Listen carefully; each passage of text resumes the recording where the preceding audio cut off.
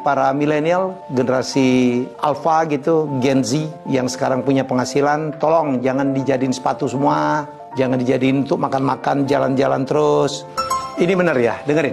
Cara kita menghabiskan uang itu akan menentukan kelas sosial kita dan bahkan menentukan masa depan kita. Ya, sekali lagi hati-hati ya. Memang. Dulu saya kan juga miskin sekali. Ya, saya pegawai negeri, gajinya kecil, tetapi ya bukan berarti bahwa uang itu, penghasilan kecil itu membuat kita harus dihabiskan semua untuk konsumtif. Tolong pastikan seberapa kecil penghasilan kita, ada part-part tertentu, bagian-bagian tertentu minimal untuk nabung lah, supaya untuk jadi pegangan kalau terjadi apa-apa minimal. Nomor 2, dengan kita menabung, apalagi kalau returnnya cukup ya, walaupun Indonesia tidak tinggi-tinggi amat tapi lumayan.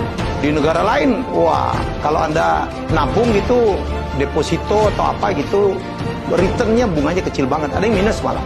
Jadi apa fungsinya nabung? Satu, untuk menahan diri. Nomor 2, supaya kita bisa jaga-jaga kalau terjadi apa-apa kita punya tabungan. Nomor 3 nih, tabungan itu satu saat bisa kita pakai untuk menjadi modal kita berusaha. Kan saya mengatakan bahwa kalau kita, dan banyak pakar mengatakan kalau kita mau kaya, kalau kita mau naik kelas, itu memang mau nggak mau ya, dari kita menjadi pengusaha, menjadi entrepreneur, UKM, dan apapun. Mulailah dari yang kecil, silakan.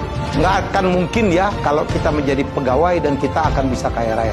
Orang yang menjadi pegawai dan kaya raya cuma satu, tuh namanya Steve Ballmer. Steve Ballmer tuh iya. Steve Ballmer itu adalah sahabatnya Bill Gates, yang sesama pendiri dari perusahaan Microsoft. Nah, tapi Steve Ballmer itu pinter. Dia masuk menjadi pegawai dari perusahaan yang sedang akan berkembang. Jadi kalau Anda masuk ke dalam sebuah perusahaan yang established, paling mentok-mentok berapa sih CEO? Tidak akan membuat Anda kaya raya luar biasa. Jadi uang Anda tolong sisihkan untuk menabung. 1, untuk jaga-jaga. Nomor 2, untuk latihan kontrol bahwa kita bisa menahan dari nafsu untuk belanja. Ya, nomor 3 adalah tabungan itu bisa kita gunakan untuk menjadi modal usaha. Nomor 3, investasi. Apa bedanya nabung dengan investasi? Kalau nabung itu kan ketaker ya. Kalau dapat 3% ya 3%. Potong pajak ya potong pajak. Tapi kalau investasi, Anda bisa mengalami lompatan-lompatan yang luar biasa. Saya pernah beli tanah di Belitung di bawah 50.000. Sekarang harganya sudah 500.000 kali. Saya beli tanah di Palembang harganya di bawah 1 juta. Sekarang mungkin sudah 7 juta dalam nggak sampai 10 tahun.